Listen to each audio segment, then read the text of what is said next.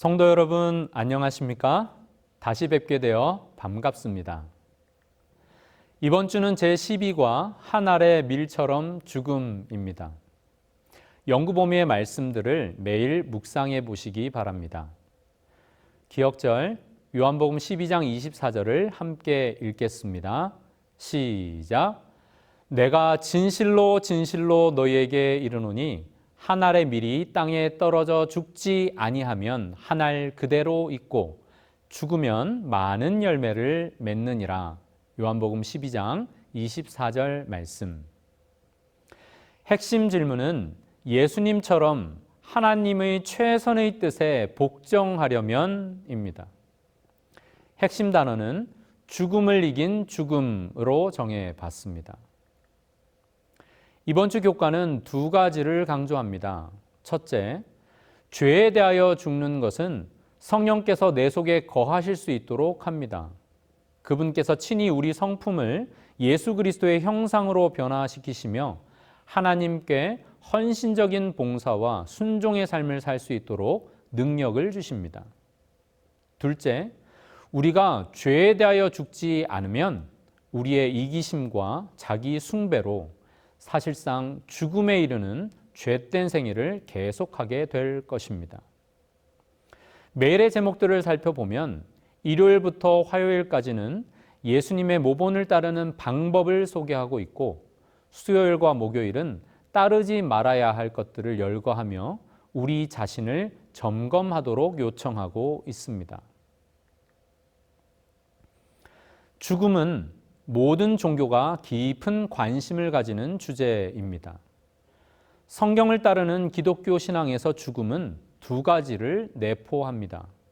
우선 죽음은 죄의 결과이며 형벌입니다. 반면에 죄에 대하여 죽는 것은 하나님과 함께하는 생명의 시작을 뜻합니다. 이 죄에 대하여 죽는 것은 하나님 나라 백성으로서 온전한 삶을 누리게 해 줍니다. 또한 이 죄에 대하여 죽는 것은 죄의 결과인 죽음을 극복하고 맞설 수 있게 해 줍니다. 그러나 이 모든 것은 우리를 위한 그리스도의 죽음 때문에 가능한 것입니다. 한 알의 밀처럼 죽으신 예수님의 죽음은 사망을 이기는 근거요, 능력입니다. 예수 그리스도로 말미암아 그 죽음과 함께 얻은 생명은 역설적인 진리입니다. 천연계를 통해서 깨닫게 하시는 생명의 진리입니다. 우리의 죄 때문에 죽으신 예수님의 죽음과 죄 자체에 대한 우리의 죽음은 하나님의 온전한 회복 사업의 필수적인 것입니다. 예수님께서는 그분의 성육신하신 생애와 더불어 십자가에서 대속의 사명을 이루셨고 부활하셔서 참 생명이심을 증거하셨습니다. 이제 우리는 하나님으로부터 분리시키는 지배력인 죄에 대하여 죽고 예수 그리스도와 성령에 대하여 살아야 합니다. 이것을 우리는 침례를 통해 거듭난 생애를 통해 증거합니다. 바울은 이 과정을 아름답게 묘사했습니다. 로마서 6장에 있는 말씀입니다. 만일 우리가 그의 죽으심과 같은 모양으로 연합한 자가 되었으면 또한 그의 부활과 같은 모양으로 연합한 자도 되리라. 우리가 알거니와 우리의 옛사람이 예수와 함께 십자가에 못 박힌 것은 죄의 몸이 죽어 다시는 우리가 죄에게 종노릇하지 아니하려 함이니 이는 죽은 자가 죄에서 벗어나 의롭다 하심을 얻었음이라. 만일 우리가 그리스도와 함께 죽었으면 또한 그와 함께 살 줄을 믿노니 이는 그리스도께서 죽은 자 가운데서 살아나셨음에 다시 죽지 아니하시고 사망이 다시 그를 주장하지 못할 줄을 알미로라. 그가 죽으심은 죄에 대하여 단번에 죽으심이요 그가 살아계심은 하나님께 대하여 살아계심이니 이와 같이 너희도 너희 자신을 죄에 대하여는 죽은 자요 그리스도 예수 안에서 하나님께 대하여는 살아있는 자로 여길지어다. 죄에 대하여 죽음이란 하나님의 주인 되심과 우리 삶에 역사하시는 성령을 받아들이고 그 능력을 힘입어 죄의 지배를 거부하는 것을 의미합니다. 로마서 8장에 있는 말씀입니다. 그러므로 이제 그리스도 예수 안에 있는 자에게는 결코 정죄함이 없나니 이는 그리스도 예수 안에 있는 생명의 성령의 법이 죄와 사망의 법에서 너를 해방하였음이라. 율법이 육신으로 말미암아 연약하여 할 수 없는 그것을 하나님은 하시나니 곧 죄로 말미암아 자기 아들을 죄 있는 육신의 모양으로 보내어 육신의 죄를 정하사 육신을 따르지 않고 그 영을 따라 행하는 우리에게 율법의 요구가 이루어지게 하려 하심이니라. 육신을 따르는 자는 육신의 일을, 영을 따르는 자는 영의 일을 생각하나니 육신의 생각은 사망이요 영의 생각은 생명과 평안이니라. 육신의 생각은 하나님과 원수가 되나니 이는 하나님의 법에 굴복하지 아니할 뿐 아니라 할 수도 없음이라. 육신에 있는 자들은 하나님을 기쁘시게 할 수 없느니라. 만일 너희 속에 하나님의 영이 거하시면 너희가 육신에 있지 아니하고 영에 있나니 누구든지 그리스도의 영이 없으면 그리스도의 사람이 아니라. 또 그리스도께서 너희 안에 계시면 몸은 죄로 말미암아 죽은 것이나 영은 의로 말미암아 살아 있는 것이니라. 예수를 죽은 자 가운데서 살리신 이의 영이 너희 안에 거하시면 그리스도 예수를 죽은 자 가운데서 살리신 이가 너희 안에 거하시는 그 영으로 말미암아 너희 죽을 몸도 살리시리라.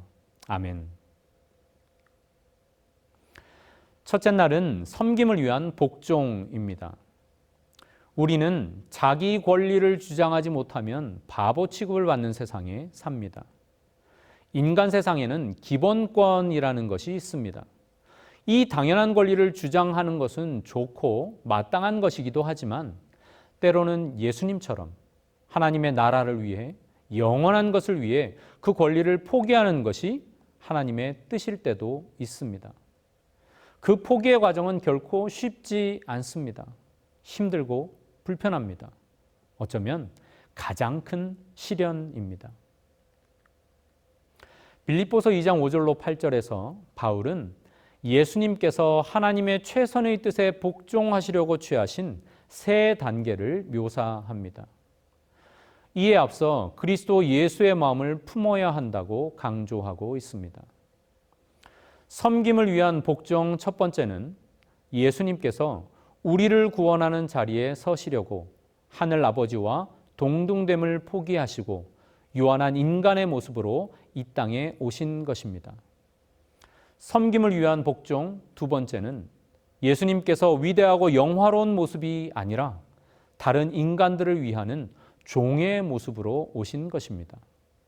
섬김을 위한 복종 세 번째는 예수님께서 인간의 몸을 쓴 종으로서 평안하고 장수하는 생애를 살지 않으시고 죽기까지 복종하신 것입니다.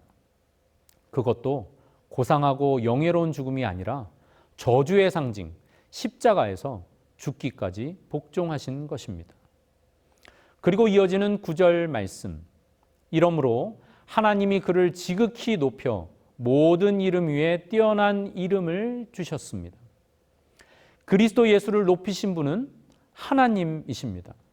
이 말씀은 하나님께서 구속의 역사 가운데 그분의 말씀대로 우리를 인도하심을 확신하도록 해줍니다.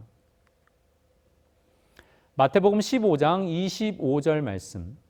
누구든지 제 목숨을 구원하고자 하면 잃을 것이요 누구든지 나를 위하여 제 목숨을 잃으면 찾으리라. 마태복음 23장 12절. 누구든지 자기를 높이는 자는 낮아지고 누구든지 자기를 낮추는 자는 높아지리라. 디모데후서 2장 11절. 미쁘다 이 말이여 우리가 주와 함께 죽었으며 또한 함께 살 것이요 참으면 또한 함께 왕노릇 할 것이요. 아멘. 교회 증언 3권 107쪽에 있는 말씀입니다. 그리스도의 거룩한 생애와 성품은 충성스러운 모본이다. 당신의 하늘 아버지께 대한 그분의 신뢰심은 무한하였다. 그는 아낌없이 완전하게 순종하고 굴복하였다. 그분은 섬김을 받기 위해서가 아니라 다른 사람들을 섬기기 위하여 오셨다. 그분은 당신 스스로의 뜻을 행하기 위해서가 아니라 당신을 보내신 그분의 뜻을 행하고자 오셨다. 둘째 날은 하나님의 뜻을 알려면 자아가 죽어야 함입니다. 하나님의 뜻을 찾고 계십니까? 왜 찾으십니까? 이 왜라는 질문에 솔직하게 답변해야 합니다. 우리는 생각합니다. 내 삶에 대한 하나님의 뜻을 알 수만 있다면 내 모든 것을 희생할 텐데. 그러나 성경은 말씀합니다. 만일 그대가 하나님의 뜻을 알기 원한다면 먼저 희생해야 한다고요. 로마서 12장에 있는 우리가 잘 아는 말씀입니다. 그러므로 형제들아, 내가 하나님의 모든 자비하심으로 너희를 권하노니 너희 몸을 하나님이 기뻐하시는 거룩한 산 제물로 드리라. 이는 너희가 드릴 영적 예배니라. 너희는 이 세대를 본받지 말고 오직 마음을 새롭게 함으로 변화를 받아 하나님의 선하시고 기뻐하시고 온전하신 뜻이 무엇인지 분별하도록 하라. 이 말씀은 첫 번째, 자신을 향한 하나님의 자비하심을 바르게 깨달으라 말합니다. 둘째로, 자신을 하나님께 거룩한 산 제물로 드리라고 말합니다. 그리고 셋째로, 마음을 새롭게 함으로 변화를 받으라고 이야기합니다. 그 다음이 무엇입니까? 하나님의 뜻을 분별하라는 것입니다. 오직 새롭게 된 마음만이 하나님의 뜻을 바르게 분별할 수 있습니다. 새롭게 되는 것은 내가 스스로 할 수 있는 일일까요? 예수님은 고난을 당하실 뿐 아니라 죽으심으로 대속을 위한 요구를 충족시키셨습니다. 우리 삶에 완전히 죽지 않은 부분이 있다면 이 사실을 깨닫게 하시기 위해 하나님께서는 시련을 허락하십니다. 우리가 제1과에서 만났던 엘리자베스 엘리엇을 기억하시나요? 그녀는 다음과 같이 기록했습니다. 우리 마음의 가장 깊은 바람을 포기할 때 우리는 비로소 십자가를 이해하게 될 것이다. 물론 우리 자신이 십자가에 달리는 경험은 주님의 고난에 비할 바가 되지 못하지만 그분의 고난에 참여하는 것은 우리로 하여금 그분을 알아가기 시작할 수 있는 기회를 제공한다. 그분께서는 우리가 경험하는 모든 고난을 통해 우리를 그 사귐 속으로 초청하신다.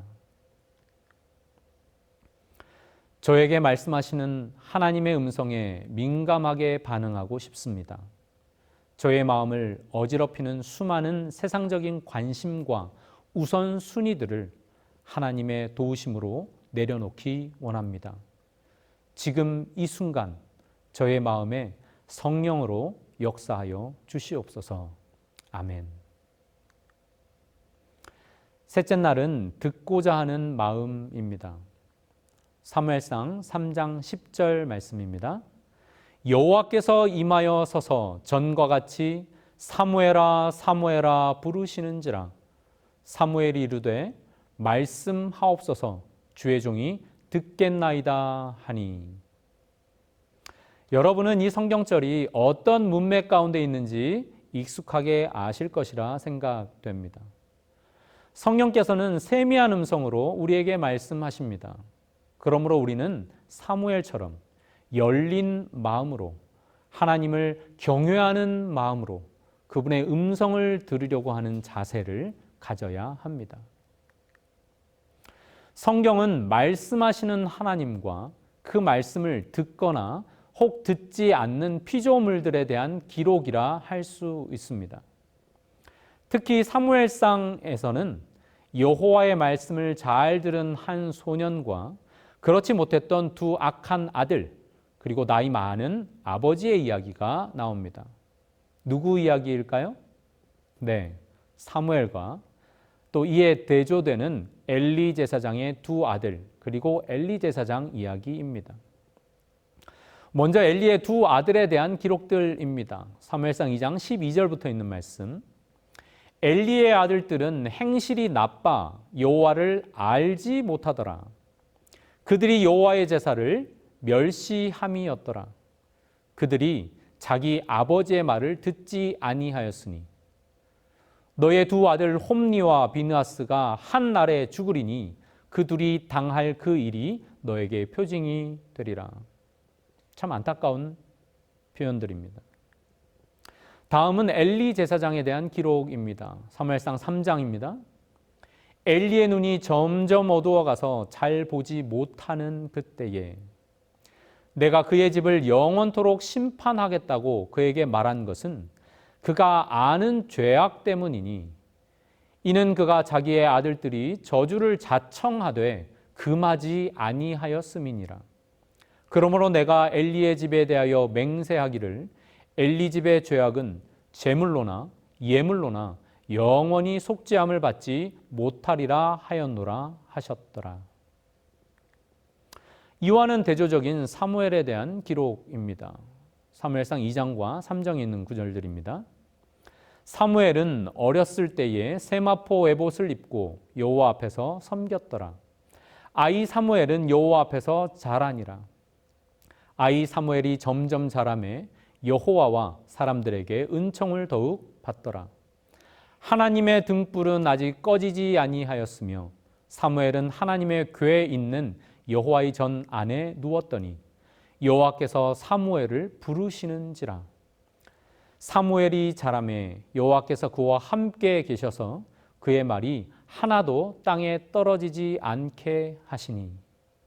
참 대조적인 표현입니다.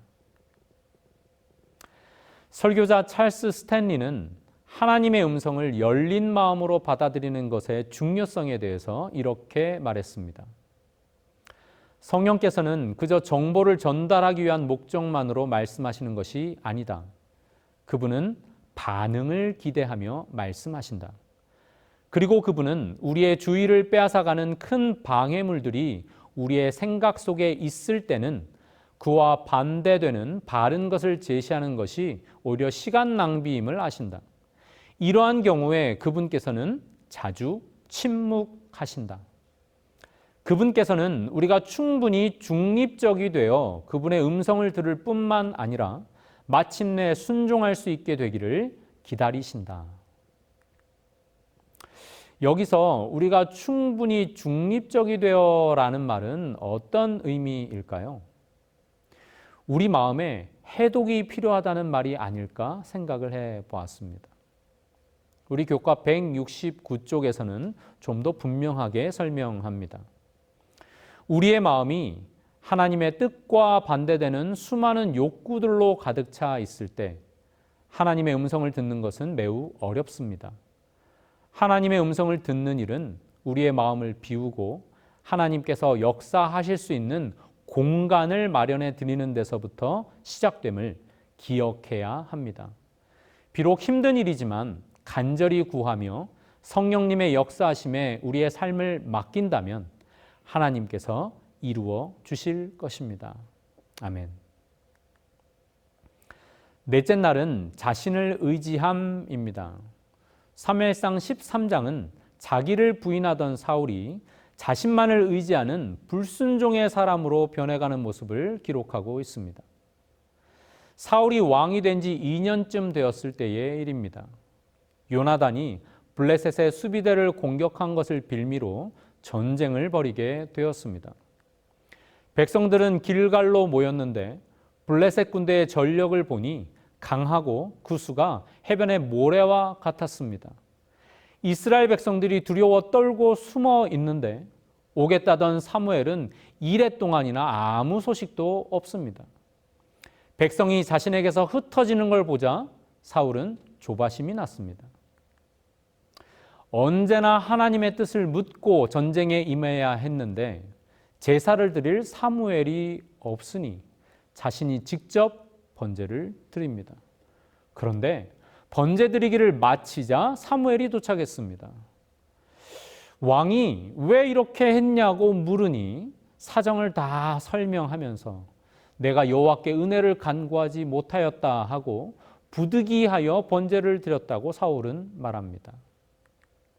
사무엘은 왕이 하나님의 명령을 지키지 않았으므로 왕의 나라가 길지 못할 것이라고, 또한 새로운 지도자를 세우실 것이라고 말합니다. 사울이 왕이 된 후에 자기 의존의 길로 빠지게 된 세 단계가 있습니다. 그는 보았고 말했고 느꼈습니다. 사실 이 셋 중 어느 것도 그 자체로서는 나쁜 것이 아닙니다. 그런데 문제가 있었습니다. 무엇입니까? 누가 빠졌습니까? 네, 하나님. 하나님과 상관없이 그가 이 모든 것을 했다는 것이 문제입니다. 그는 비극의 씨앗을 심은 것입니다. 모든 판단의 기준이 하나님의 말씀, 그분의 인도하심과 지도하심이 아니라 자신의 판단력과 자신의 지혜였습니다. 스스로 기만당하는 사울의 모습을 우리는 보게 됩니다. 선악을 알게 하는 나무, 이 나무의 이름은 무슨 뜻일까요? 일반적인 지식을 넘어 도덕과 관련된 이름으로 보입니다.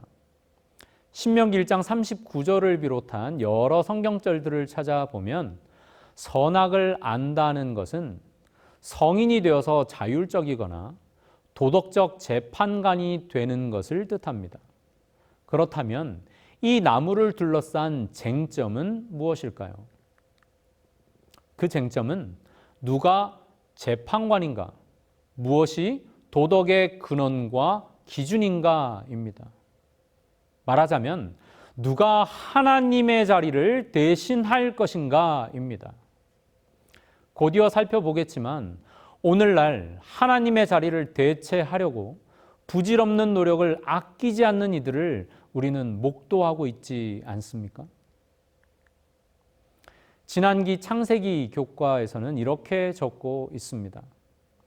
하나님의 말씀에 불순종하여 금지된 열매를 먹기로 결심한 순간 하와는 마치 하나님이 더 이상 존재하시지 않으시는 것처럼 자신이 하나님인 양 행동했다. 하와는 다시 그 열매를 쳐다보았고 본즉 먹음직하고 보암직하고 지혜롭게 할 만큼 좋다라고 스스로 판단하기에 이릅니다. 성경은 스스로 지혜롭게 여기지 말라고 수차례 경고하고 있습니다. 스스로 지혜롭게 여기지 말지어다. 여호와를 경외하며 악을 떠날지어다. 네가 스스로 지혜롭게 여기는 자를 보느냐?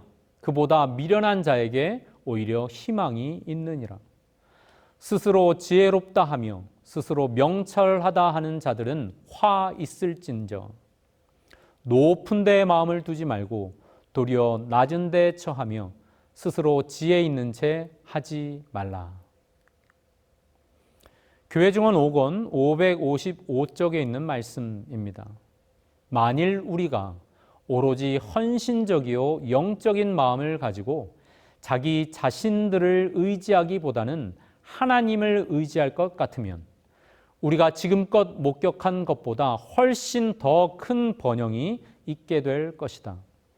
그러나 겸손히 의지하는 마음과 하나님을 완전히 신뢰하는 일이 이처럼 결정적으로 부족한 이상 우리는 아무것도 확신할 수 없다. 다섯째 날은 대체물들입니다. 앞서 공부한 것처럼 우리가 우리 자신을 의지하게 되면 당연히 하나님의 뜻에 온전히 복종할 수 없을 뿐 아니라 하나님을 대신하는 다른 대체물들을 의지하게 됩니다. 어떤 것들이 있을까요? 교과 172쪽에서는 우리가 하나님 대신 의존할 법한 대체물들을 몇 가지 열거해 두었습니다. 하나님의 거룩한 계시가 필요한 순간 우리는 인간의 논리와 과거의 경험을 의지합니다. 하나님의 생생하고 거룩한 해결책이 필요한 순간 우리는 그게 문제라는 사실 자체를 외면하려고 합니다. 거룩한 능력을 얻고자 하나님과 교통해야 할 그 순간에 우리는 현실로부터 도피하면서 하나님을 피합니다. 여기 목록에 추가해 볼 수 있는 것에는 또 무엇이 있을까요? 우리는 어디에 자꾸 시선을 빼앗기고 있습니까? 한번 떠올려 보시기 바랍니다. 이스라엘 백성들이 바벨론 포로에서 돌아와 성전 중건을 하려고 했을 때 엄청난 반대에 직면합니다. 스가랴 선지자는 여호와께서 주신 특별한 기별을 스룹바벨에게 전하며 그를 격려합니다. 주목할 것은 하나님께서 반대하는 세력들을 직접 제거하시거나 막지 않으셨다는 점입니다.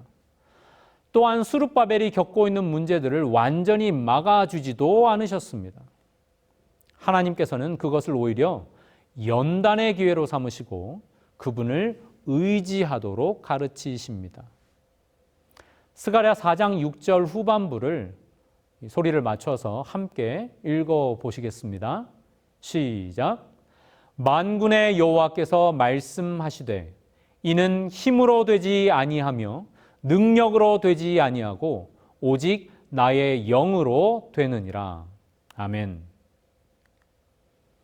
교회 증언 사권 86쪽에는 이와 같이 권면합니다. 하나님께서는 사람들이 시련을 받게 하신다. 그분은 그들을 좌우에서 시험하여 교육과 훈련과 연단을 받게 하신다. 우리의 구속주, 인류의 대표자요 머리이신 예수께서는 이 시험하는 과정을 견디셨다. 그분은 자신 때문에서가 아니라 우리의 죄 때문에 고통을 당하셨다. 그러므로 오늘날 우리는 승리자의 공로를 의지함으로 그분의 이름으로 승리자가 될 수 있다. 아멘. 여섯째 날 더 깊은 연구를 위해입니다. 부조와 선지자의 몇 부분들을 읽어보시기 바랍니다. 교과 174쪽은 이렇게 기록하고 있습니다. 우리가 우리 자신의 욕망과 야망에 대하여 죽을 때 비로소 하나님의 뜻에 복종할 수 있다. 마침내 다른 사람들을 섬길 수 있게 되는 것이다.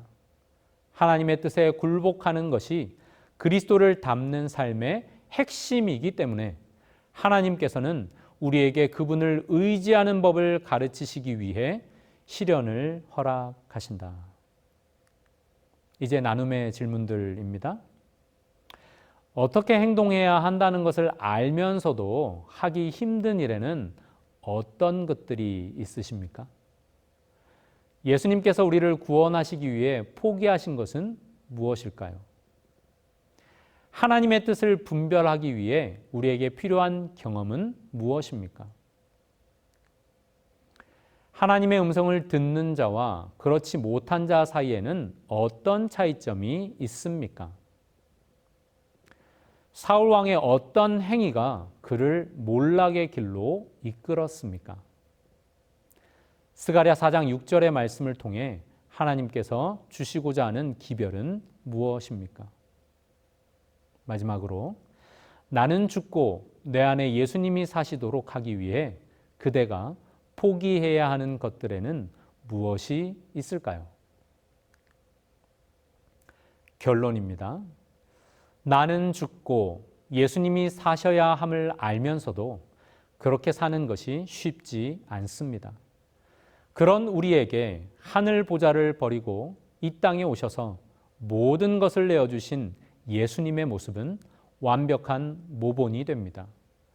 어떤 상황 속에서도 내 뜻과 경험을 의지하기보다는 열린 마음을 가지고 성령님의 인도하심에 따라 살아갈 때 하나님께서 원하시는 아름다운 열매를 맺을 수 있습니다.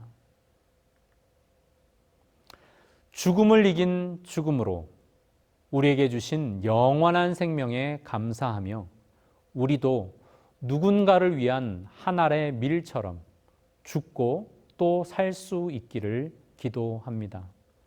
다음 시간에 다시 뵙겠습니다. 감사합니다.